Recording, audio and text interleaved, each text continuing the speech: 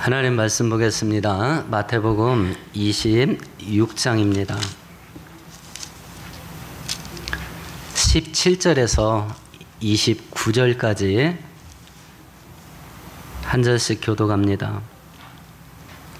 무교절의 첫날에 제자들이 예수께 나와 이르되 유월절 음식 잡수실 것을 우리가 어디서 준비하기를 원하시나이까?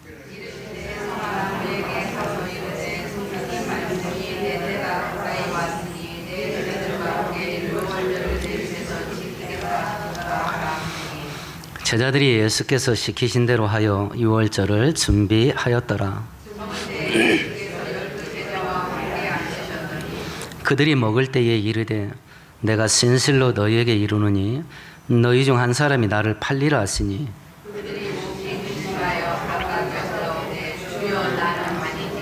대답하여 이르시되 나와 함께 그릇에 손을 넣는 그가 나를 팔리라.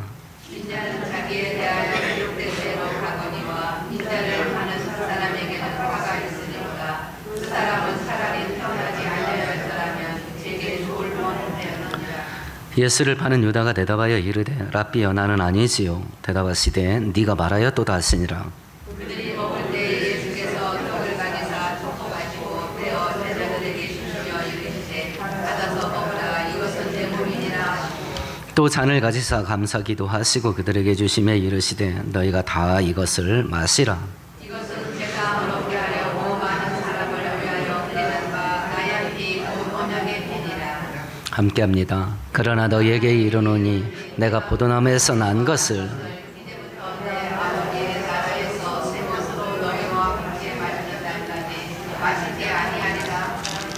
아멘. 아멘. 마태복음 21장에서 예수님께서 이제 십자가에 죽으시기 위해서 마지막 예루살렘으로 들어가셔요. 그리고 이제 대략 일주일을 지내십니다.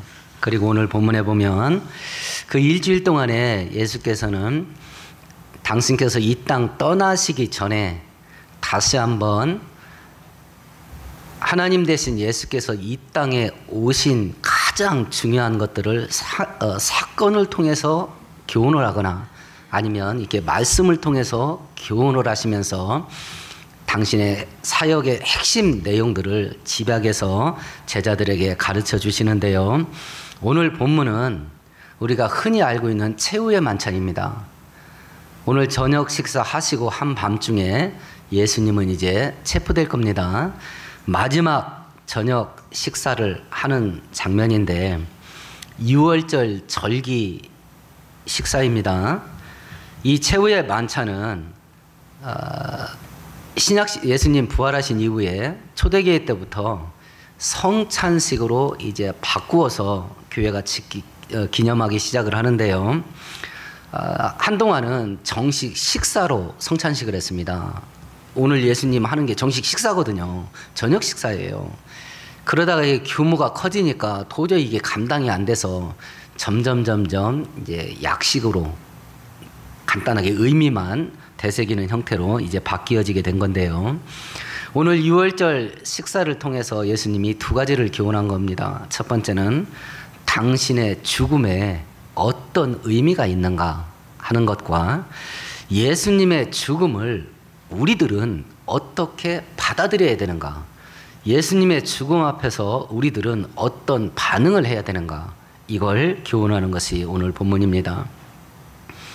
재림이 임박한 이 마지막 때에 예수님의 죽으심의 의미와 예수님의 죽음을 바라보면서 우리가 어떻게 반응해야 합당한 반응인지 이걸 바로 깨닫고 이 마지막 때에 살아있는 성도의 삶을 사는 우리 모두가 되기를 축원드리겠습니다. 우리가 저번 시간을 잠깐 요약을 해보십시다. 예수님은 이 땅에 유월절 어린 양으로 오셨다라는 걸 배웠습니다. 유월절의 유래는 애굽에 10가지 재앙이 쏟아지던 때에 이스라엘 백성들을 내보내지 않으려고 고집피는 애굽 왕 바로 때문에 애굽 제국 전체에 하나님의 능력으로 말미암는 재앙과 심판이 쏟아지기 시작을 하죠. 10번째 재앙이 뭐냐면 애굽의 초태생들, 짐승의 첫 새끼와 사람의 첫 아들, 맏아들이 전부 죽는 재앙입니다. 하나님께서 이스라엘 백성들에게만 살 수 있는 비밀을 알려줬습니다. 양을 한 마리 잡아라. 그리고 양의 피를 대문 문틀에 바르면 죽음의 사자가 그 피가 발라져 있는 집은 넘어갈 거다. 유월이라는 단어가 한문으로 넘어가다라는 단어예요. 죽음의 사신이 담장을 넘어갔다 해서 유월절입니다.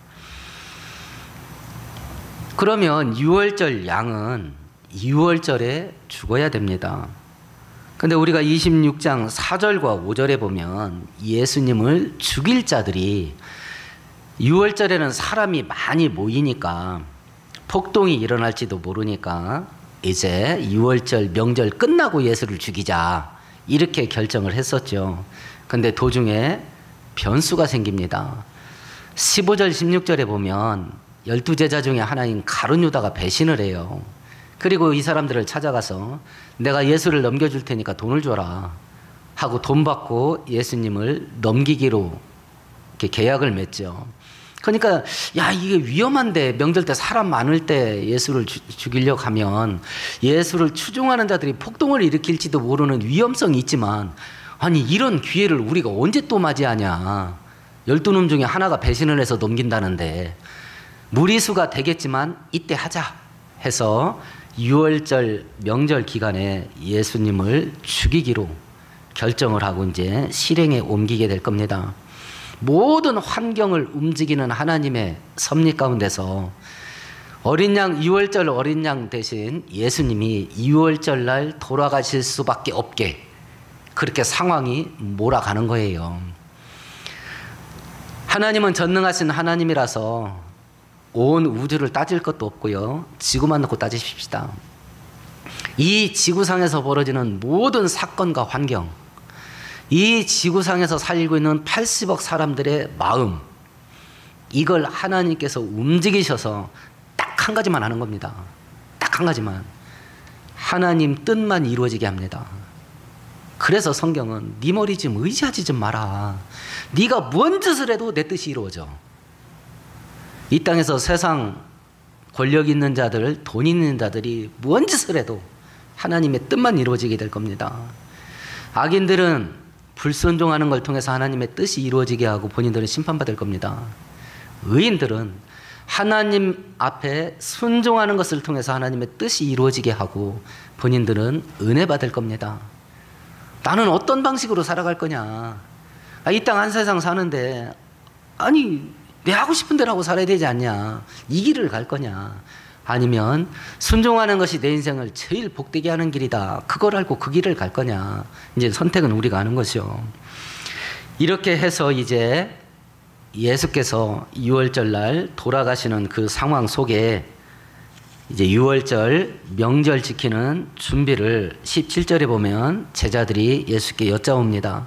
뭐라고 물어보자면 예수님 6월절 명절을 보내야 되는데 우리가 어떻게 준비하면 되겠습니까?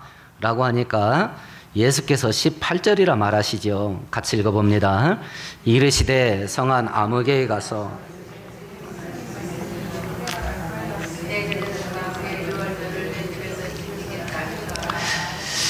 예수님보다 몇십 년 뒤에 살았던 유대인 역사학자 요세푸스라는 사람이 있습니다. 이 사람이 쓴 기록에 의하면 이때 당시 예루살렘 거주하는 인원이 대략 5만 명쯤 됐답니다. 그런데 이 6월절 그리고 초막절 그리고 맥주감사절 이런 절기를 지킬 때는 대략 120만 명 정도 예루살렘 성에 모였답니다. 그러니까 예루살렘 성이 미어 터지는 거예요. 사람이 많아가지고. 예수님이 태어나실 때 마구간에서 그 짐승 밥통에서 태어나셨습니다. 왜 그랬죠? 성경이 뭐라고 말합니까?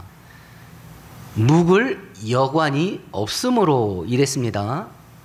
왜 하룻밤 머물 여관이 왜 없었을까요? 성경에 보면 그때 황제 아구스도가 로마 제국 전역에 있는 모든 사람들에게 호적 등록해라 라고 명령을 했습니다. 호적 등록하는 이유는 두 가지입니다. 첫 번째 세금 징수, 두 번째는 그 병역, 그 군대 동원하는 거, 그 두 가지 목적으로 호적 등록을 하는데, 로마 시대의 호적 등록 방법은 거주지에서 하는 겁니다. 그리고 가장만 가서 해도 됩니다. 유대인들의 호적 등록 방법은 본적지 가서 하는 겁니다. 유대인들이 소심한 반항을 하는 거예요. 황제가 호적 등록해라. 안 하면 안 돼. 법을 어기는 거니까. 근데 호적 등록 확인하는데 니네 방식대로는 안 한다. 우리 방식대로 한다. 그래서 베들레헴 간 거예요. 그래서 요셉이가 자기 고향이 거기거든. 자기 사는 갈릴리에서도 돼요. 그게 로마법이에요. 근데 유대인들이 우리가 하긴 하는데 내가 니네들 법대로는 안 한다. 우리 법대로 한다 해가지고 당시 유대인들이 자기 본적지 가서 호적 등록을 한 거예요. 그러다 보니까 갑자기 추석 명절 때처럼 온 유대인들이 이동을 한 거야. 그래서 베들레헴에 여관이 없었던 거예요. 여관이.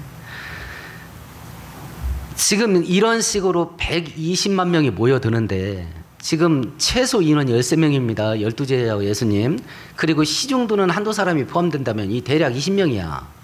20명이 모여서 식사할 공간을 확보하는 것도 그렇고 시장 준비하는 것도 그렇고 작은 일은 아니지요.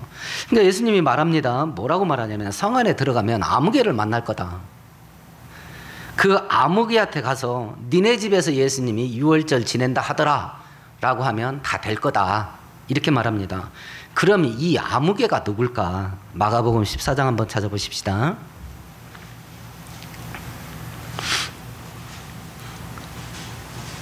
마가복음 14장입니다.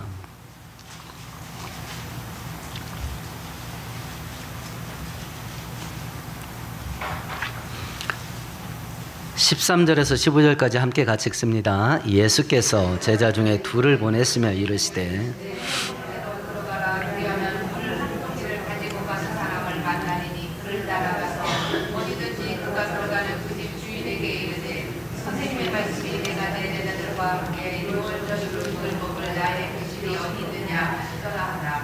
그리하면 자리를 펴고 준비한 큰 다락방을 보이리니 거기서 우리를 위하여 준비하라 하시니. 이 아무개라는 사람의 특징이 뭐냐면 성에 딱 들어가니까 남자가 물 한 동이를 이고 간대요. 지금 여러분 요즘 아프리카 상황 보여주는 뉴스 보세요. 물 없어가지고 아침 먹고 출발해가지고 점심때 도착해서 물웅덩에서 흙탕물 뜹니다. 그리고 걸어와서 집에 오면 저녁이야. 물 없어갖고 난립니다. 그 일을 누가 합니까? 여자가 하고 어린애들이 합니다. 물 없어서 말라 죽어도요 남자는 물동이 안 집니다. 지금 중동도 그렇습니다. 우리 조선시대 물동이 누가 졌습니까? 여자가 졌습니다. 남자 안 지는 겁니다. 그런데 우리 조선시대도 상상해 보십시다. 양반인데 도포를 입었습니다. 그리고 물동이를 메고 가는 거야. 그럼 이 사람이 눈에 띌까요 안 띌까요? 얼마나 쉽게 뜨겠어요. 이 사람이 남자인데 물동이를 입고 간대. 이건 그냥 대충 봐도 찾아. 물동이를 입고 가니까.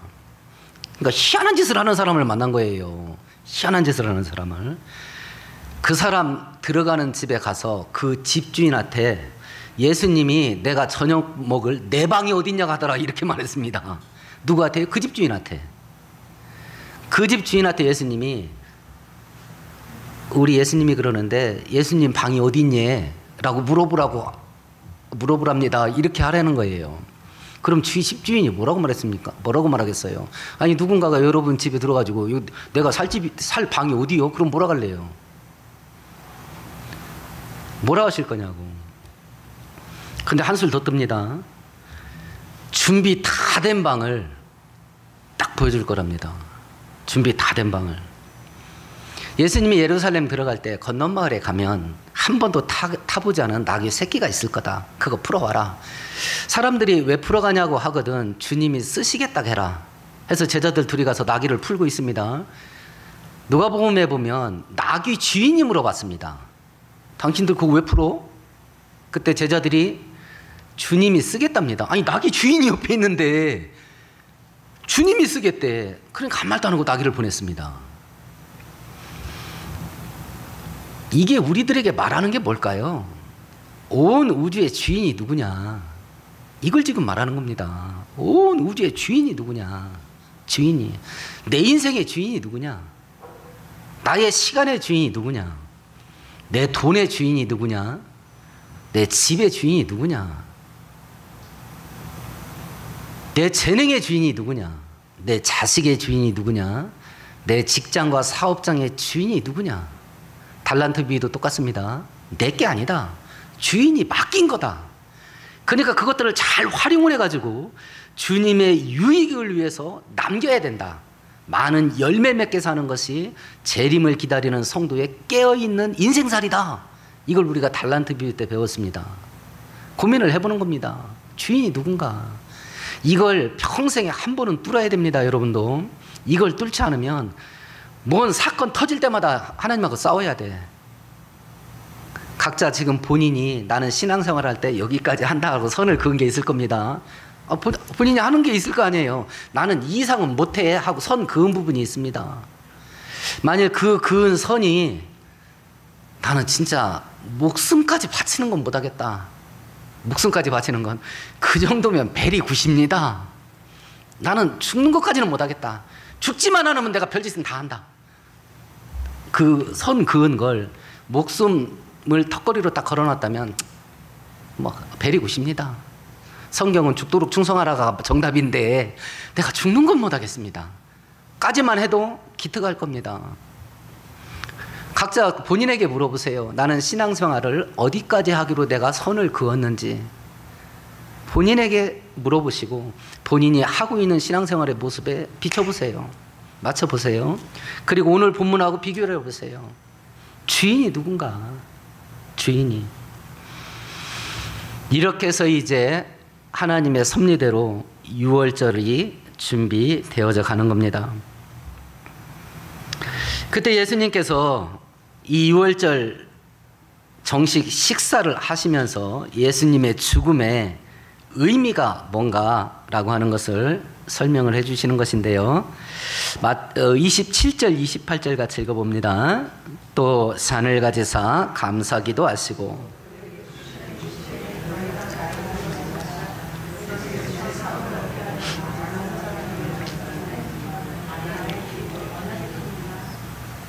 6월절 식사에는 꼭 세 가지가 기본적으로 들어갑니다. 첫 번째, 양의 고기. 피는 문틀여 바르고 그 고기는 이스라엘 백성들이 애굽에 있을 때 저녁에 먹었거든요. 식사로. 양의 고기. 두 번째, 무교병. 누룩을 넣지 않은 떡. 세 번째가 이 포도주. 이 포도주입니다. 26절에서는 예수께서 떡을 떼가지고 주면서 야 이건 내 살이요 이렇게 하고 나눠줬습니다. 그리고 27절에 보면 곧바로 포도주를 나눠주면서 이건 내 피야. 그런데 이건 언약의 피야. 이렇게 말을 했습니다. 요한복음 6장 한번 볼까요? 요한복음 6장입니다.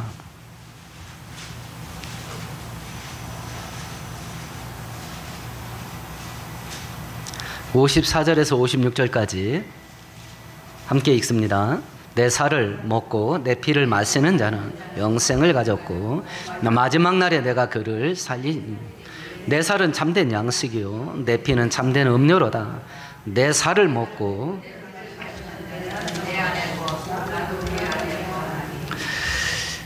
예수님께서 6월절 식사를 하시면서 빵을 나눠주면서 이건 내 살이야. 내 살이야. 포도주를 나눠주면서 내 피다. 그럼 예수님의 죽음의 의미가 뭔가? 지금 절기가 6월절이라겠죠. 예수님의 신부는 6월절 어린 양입니다. 출애굽기 6월절 행사 지키는 것을 보면 양의 피를 바른 그 집안에 있는 모든 사람은 죽지 않고 삽니다. 이 식사를 통해서 예수님께서 말하는 겁니다. 6월절 양인 내가 죽으면 니네들은 살게 될 거야. 그걸 얘기하는 겁니다. 언약의 피가 그거예요. 약속이에요, 약속. 그 피를 내가 보면 그 집은 내가 넘어간다. 예수 그리스도의 피를 우리가 받아들이면 죽음의 사자가 나를 넘어갑니다. 자, 이제 애굽의 온 죽음의 사자가 뒤덮을 겁니다. 피를 발랐습니다. 집안에 있는데 나 이거 걱정이 돼가지고 환장하겠어. 이 집이 한두 집도 아닌데 이 죽음의 사신이 여차했다 우리 집 들리면 어떡하냐.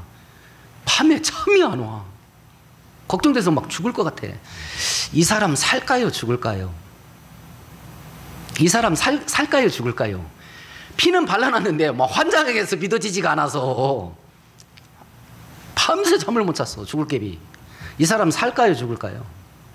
삽니다. 왜 살아요? 하나님은 조건만 딱 붙였거든요. 피 바르면 산다고. 지금 예수 믿고 어떻게 사는지 본인 살펴보라고요. 예수 믿고 어떻게 사는지 본인들 살펴보라고. 근심 걱정해, 스트레스에 막 죽을라 해. 예, 우리 피 발라놓고 그렇게 사는 겁니다. 피 발라놓고 그렇게 사는 겁니다. 이게 진짜 믿어졌으면 배불리 먹고요 늘어지게 자도 됩니다. 그래서 예수를 제대로 믿어지게 되면 돈 많이 벌어서 부자 되고 성공하는 게 먼저 오는 게 아닙니다. 평안이 와요. 안식이 오는 겁니다. 그래서 예수께서도 최후의 만찬 때에 제자들에게 마지막 축복을 뭐 했냐면 너희들에게 평안이 있을지어다. 내가 너희들한테 주는 것은 세상이 주는 것 같지 않을 끼다. 부활하시고 맨 처음 제자 만났을 때 첫 마디가 뭐였어요? 너희들에게 평안이 있을지어다 그랬습니다. 돈 저도 좋습니다. 나 돈 걱정 좀 안 했으면 좋겠습니다. 제가 9월달 초에 우리 사택이 이사 갈 거예요. 지금 살고 있는 집주인이 월세를 2배 이상 이렇게 올려달라고 해가지고 도저히 형편이 안 돼서 이제 석계동 쪽으로 이사를 하는데 엊그제 또 그나마 또 그 집에 가서 갑질 당했잖아요. 그러니까 기절하겠더라고. 그러니까 돈이 있었으면 좋겠어. 돈이 있었으면. 돈이 좋습니다. 그런데 1번이 아닙니다. 1번이 아니에요. 1번이 아닙니다. 하나님께서 우리들에게 그것이 진짜 제일 중요한 거였으면 그걸 줬을 겁니다. 하나님께서 우리에게 주시는 최고의 축복은 영원한 저주받는 지옥에 들어가지 않는 거예요. 그게 구원의 은혜입니다. 구원의 은혜. 그리고 그것 때문에 지금 예수께서 죽는다고 말하고 있고, 내가 죽으면 니네는 살 거야. 내가 죽으면 내 살은 6월절 양 고기다. 그리고 내 피는 6월절 양의 피다. 니네가 이걸 받아들이면 너희들은 살게 될 거야. 그걸 이 마지막 시간에 이야기를 해주는 겁니다. 저번 주에도 이야기를 했습니다. 2월절은 저녁 6시 시작을 합니다. 그럼 이스라엘 백성들이 유대인 관습에 의하면 4시에 양을 준비를 합니다. 그리고 6시에 딱 잡는 거예요. 그 피를 문틀에 바르라겠으니까 해가 니역니역 져가는데 유대인들 모든 집에서 사람들이 쏟아져 나와가지고 대문에다 피칠을 하는 거예요. 이게 이 애굽 사람들에게 어떻게 비쳤을까? 이게 미친 짓 같지 않았겠냐는 거죠. 이렇게 첨단 과학과 기술 시대에 천국과 지옥이 있다고 믿고 천국과는 유일한 길은 예수를 믿는 거다라고 하는 것을 믿고 받아들이는 우리의 믿음의 행위, 이걸 불신자들이 어떻게 볼 거냐? 똑같다. 바울사도가 말합니다. 멍청한 짓으로 본다. 근데 그것이 우리가 사는 유일한 길이다. 그래서 세상 사람 조롱에 흔들릴 필요가 없어요. 당연히 그들은 우리의 신앙을 멍청한 짓이라고 합니다. 미친 짓이라고 합니다. 근데 그 사람들이 보기에 멍청한 그 짓이 우리가 살 수 있는 유일한 길이에요. 그래서 예수를 믿어야 됩니다. 그래서 예수님의 죽음의 의미를 우리들에게 설명을 했어요. 내가 죽으면 너희들이 살 거야. 이게 예수님의 죽음의 의미입니다. 그러면 이 예수님의 죽음을 우리는 어떻게 받아들여야 되냐? 예수님의 죽음 앞에서 우리는 어떤 반응을 해야 되냐라고 하는 겁니다. 누가복음 22장 한번 찾아볼까요?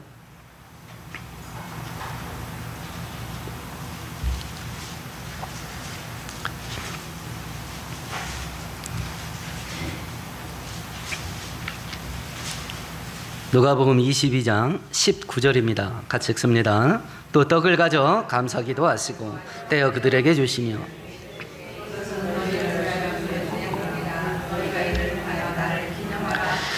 한 구절 더 찾아보십시다.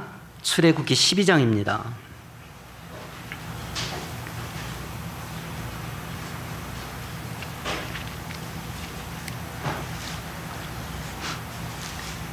(42절입니다) 같이 읽습니다. 이 밤은 그들을 애굽 땅에서 인도하여 내심으로 말미암아 여호와 앞에 지킬 것이니 이는 여호와의 밤이라 이스라엘 자손이 다 대대로 지킬 것이니라. 똑같습니다. 예수께서 이 유월절 행사를 저녁 식사를 하시면서 내가 승천을 한 이후에도 이걸 계속 진행을 하면서 나를 기념하라 그랬습니다. 3.1절 기념식, 광복절 기념식. 기념하다는 말이 뭘까요?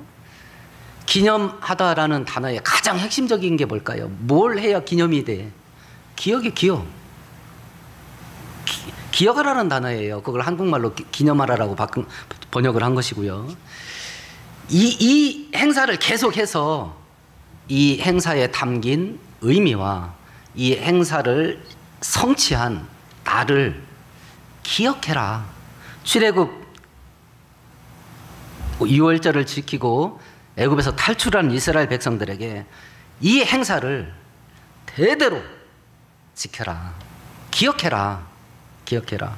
예수님의 죽음을 앞에 놓고 우리가 해야 될 첫 번째 반응이 뭐냐? 기억하는 거야. 기억하는 거. 기억하는 거. 그러면 이제 성경은 예수님의 죽음을 놓고 십자가 사건을 늘 기억하면서 살으라 했는데 이제 내 자신을 살펴보는 겁니다. 내가 그 사건을 늘 기억하고 있나? 기억하고 있나? 이 기억은 머리에 단순한 지식으로 저장하는 거, 이게 기억이 아닙니다. 성경이 말하는 건 심장에 새기는 겁니다. 기억하고 있는가? 만일 기억하고 있지 못하다면 나로 하여금 이 엄청난 사건을 기억하지 못하게 만드는 이유가 뭔가? 아니 나는 대체 뭐 때문에 이걸 기억도 못하고 사냐? 뭐 때문에? 성경 한 구절 찾아보십시다. 출애굽기 5장입니다. 이걸 기억하지 못하게 하는 이유가 있습니다. 출애굽기 5장 7절부터 9절까지 읽습니다. 너희는 백성에게 다시는 벽돌에 쓸 집을 전과 같이 주지 말고 그들이 가서 스스로 집을 짓게 하라. 또 그들이 면에 만든 벽돌 수요대로 그들에게 만들게 하고 감하지 말라. 그들이 게으름으로 소리질러 이르기를 우리가 가서 우리 하나님께 제사를 드리고자 하나니 그 사람들의 노동을 무겁게 함으로. 이것 때문에 그래요. 이스라엘 모세가 애굽 황제에게 가서 하나님이 그러는데 내 백성들 풀어주라 합디다. 그래서 내 백성들이 하나님을 예배하고 섬길 수 있게 그렇게 하라 합디다 하니까 바로 했단 말이에요. 저것들이 지금 육신이 편하니까 쓸데없는 생각한다. 이스라엘 백성들이 강제 노동에 동원되고 있었는데 국가의 창고를 건설하는 일에 동원됐었어요. 하루에 흙벽돌 100만 장을 찍어내야 된다고 하십시다. 과거에는 황토에 버무릴 집은 주고 흙벽돌 100만 장 찍어내라 이렇게 했던 것 같습니다. 애굽의 황제가 뭐라고 말하냐? 야 집도 주지 마. 집도 지들이 들판에 가서 모아다가 100만 장 찍어내라고 그래. 그러니까 노동량이 2배로 늘어났어요. 이렇게 가혹하게 육신을 혹사시키는 목적이 뭐냐? 9절이에요. 노동을 무겁게 함으로 수고롭게 해서 하나님 섬기고자 하는 그런 말 듣지 못하게 해라. 예수님의 죽음 앞에서 우리가 보여야 될 첫 번째 반응이 뭐냐? 기억하랍니다. 늘 생각하고 기억하랍니다. 내가 그걸 하냐 못하냐? 못하고 있다. 그럼 대체 뭐 때문에 이걸 기억 못하고 있냐? 예, 먹고 사는 겁니다. 일하는 거 일하는 거. 그러면 성도가 이걸 해야 됩니까? 하지 말아야 됩니까? 성도도 먹고 사느라고 일해야 됩니다. 모든 사람은 해야 될 일이에요. 근데 마귀가 여기다가 올가미를 딱 걸은 거야. 그거에만 몰빵하게. 성경도 얘기합니다. 마태복음 6장에 무엇을 먹을지 마실지 입어야 될지 그것들은 다 너희에게 있어야 될 줄을 하나님 아버지가 아신다. 그럼 먹고 마시고 입고 할 집을 대체 어떻게 마련해? 일해야 마련되는 거 아니에요? 노동을 해야. 반드시 성도들도 해야 될 일이에요. 근데 마귀는 그거에 몰빵하게 만들어. 그 일에 치여가지고 하나님을 뇌리에서 상실해버려. 마르다 마리아가 예수님 대접하겠다고 식사 준비합니다. 마르다가 어떤 함정에 빠졌는지 아시죠? 하는 일이 많아 분주해진지라. 분주하다라는 단어의 원뜻이 뭐냐면 초점에서 어긋나다예요. 식사 준비한 이유가 뭔데? 예수님 섬기겠다 한 거야. 근데 일이 많다 보니까 예수님은 사라지고 일만 남은 거야. 그러니까 막 화딱지가 나는 거야. 그러니까 그 화풀이를 누구한테 하냐? 예수님한테 해버려. 원래는 예수님을 섬기겠다고 한 건데 예수님하고 막 격투기가 벌어지는 거예요. 예수님하고. 일에 치이면 이렇게 되거든요. 모든 교회 다니는 성도는 자기의 신앙이 성장해야 될 걸 압니다. 자기의 믿음을 강화시켜야 될 것을 압니다. 신앙생활할 때 열심과 뜨거움을 가지고 해야 될 걸 다 압니다. 그럼 물어봅니다. 알면서 그 일 하는데 왜 당신이 열심을 쏟아붓지 못하시오? 라고 하면 딱 두 개입니다. 이 이유가. 첫 번째, 바빠요. 시간 없어요. 두 번째는요, 피곤해요. 딱 떨어지잖아요. 구약시대도 마귀가 이렇게 성도들을 갉아먹었고 신약시대도 똑같은 걸로 갉아먹어요. 월요일날 딱 이제 하루 일정이 시작됩니다. 어떤 사람은 금요일까지 일하겠고 어떤 사람은 토요일까지도 일하겠습니다. 서로 금요일까지 일한다 하더라도 토요일날은 그동안 못한 일 다 몰아서 해야 될 거 아니야. 놀기도 해야 되겠고. 주일날 아침에 하나님 생각할 겁니다. 안 돼, 안 돼. 안 돼. 정신 차려야 됩니다. 우리가 매일 먹고 사는 그 일, 그 노동에 마귀가 올가미 걸어놨다니까요. 그것에 밀어붙이게 해가지고 마귀가 노리는 것은 우리 뇌리 속에서 하나님을 지워버리는 거예요. 하나님을 지워버리는 겁니다. 유대인들이 2차 대전 때 수용소에 갇혀서 언제 가스실로 가서 죽을지 몰라. 그 상황 속에 유대인들이 그 기억해야 될 그 하나님의 이름을 그 벽에다가 막 낙서로 잊어버리니까.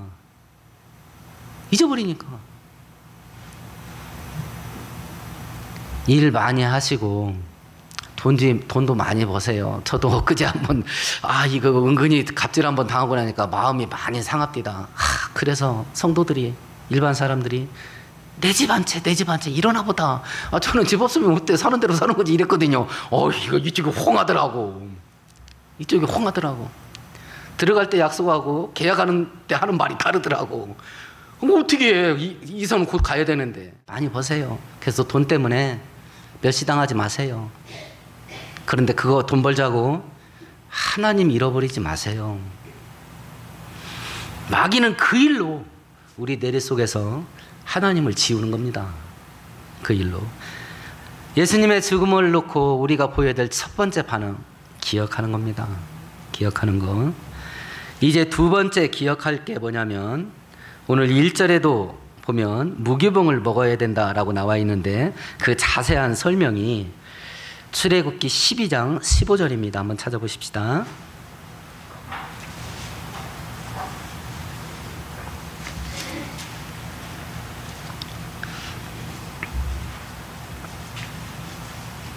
함께 읽습니다. 너희는 이래 동안 무교병을 먹을지니 그 첫날에 누룩을 너희 집에서 제하라. 무릇 첫날부터 일곱째 날까지 무교병을 먹는 자는 이스라엘에서 끊어지리라. 여기서 유월절날 먹어야 될 빵은 교자가 무슨 교자면 누룩 교자예요. 누룩. 그 전문 용어로 하면 이스트입니다. 빵 만들 때 부풀어 오르게 하고 빵을 부드럽게 만드는 그 첨가제 있지요. 그거예요. 그러면 누룩을 빼고 빵을 만들면, 떡을 만들면 떡이 어떻게 되나요? 그러니까 보리 개떡 생각하시면 됩니다. 딱딱합니다. 거칠어요. 맛이 없습니다. 그걸 뺀 떡을 먹으래요. 그럼 유월절 기간 동안은 딱딱한 빵, 맛없는 빵, 텁텁한 빵, 이걸 먹어야 돼요. 이것이 유월절 양 대신 예수님의 죽음 앞에서 보여야 될 우리들의 두 번째 반응이에요. 누룩을 빼야 된다. 누룩을 빼야 된다. 그럼 이 누룩이 뭐냐?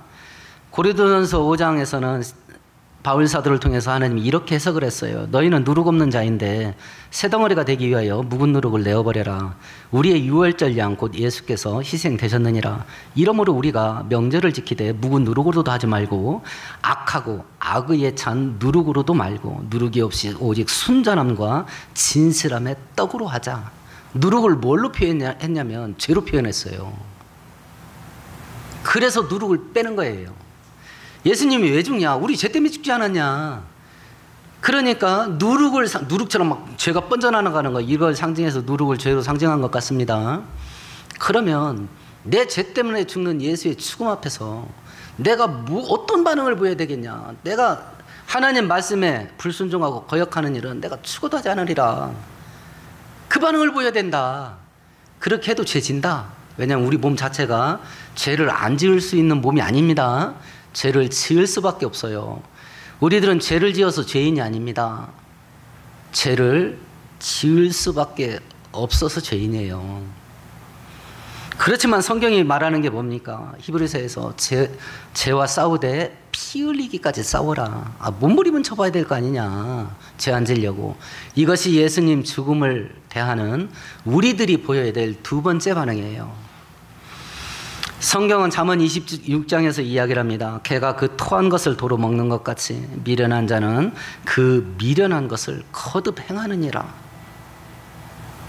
내 죄 때문에 예수가 죽는데 내가 그 죄를 또 짓냐? 내 인생 속에서 누룩을 빼야 되겠다.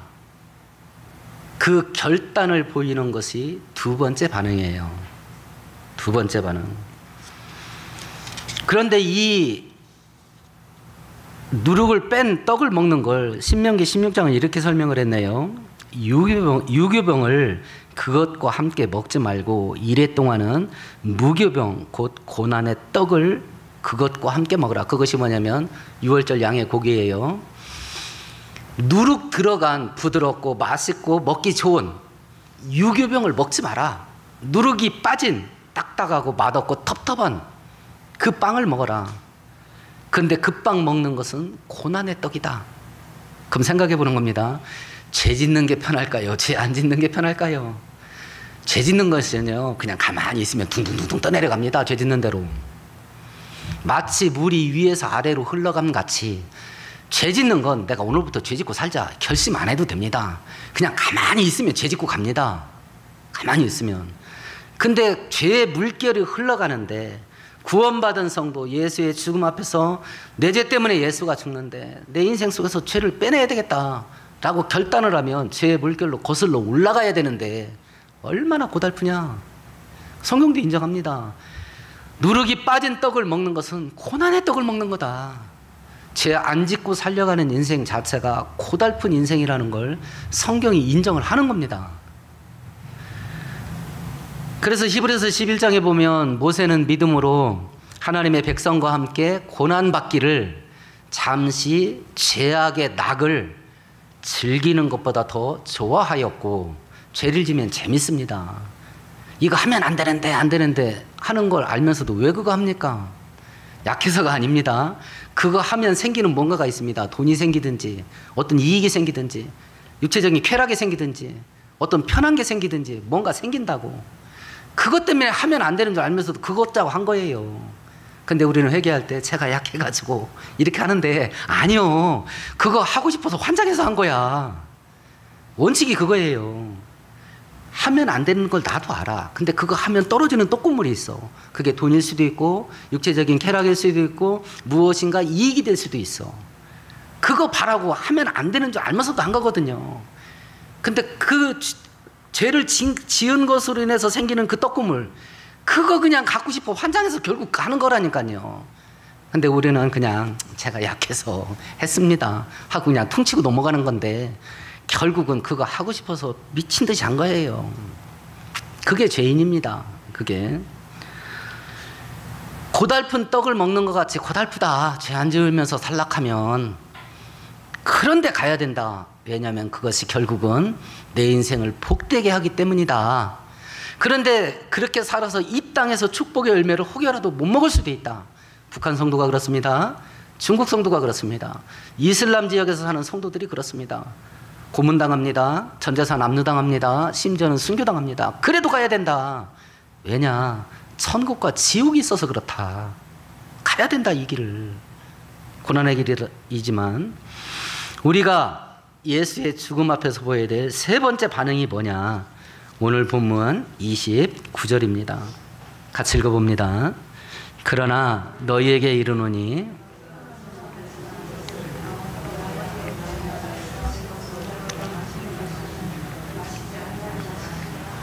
예수께서 말씀하셔요. 하나님 나라에서 우리 새롭게 성찬식할 날이 올 거다 이야기합니다. 그럼 예수의 죽음 앞에서 우리가 보여야 될 반응 세 번째가 뭐냐? 하나님 나라를 기다리는 겁니다. 다시 말해서 지금까지 몇 주간 살폈던 주의 재림을 기다리는 거예요.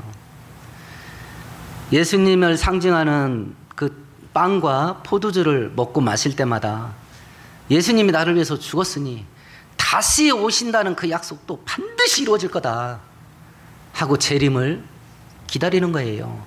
이 땅에서 여러분 가운데 수천억 번은 부자 나오기를 축원드릴게요. 아멘 해보세요. 아멘대로 될지어다. 하나님이 약속한 건데. 아, 그럼 우리 부자 안 나오는 거야? 아, 그럼 내 인생이 얼마나 고달퍼져. 내 퇴직금이 여러분인데.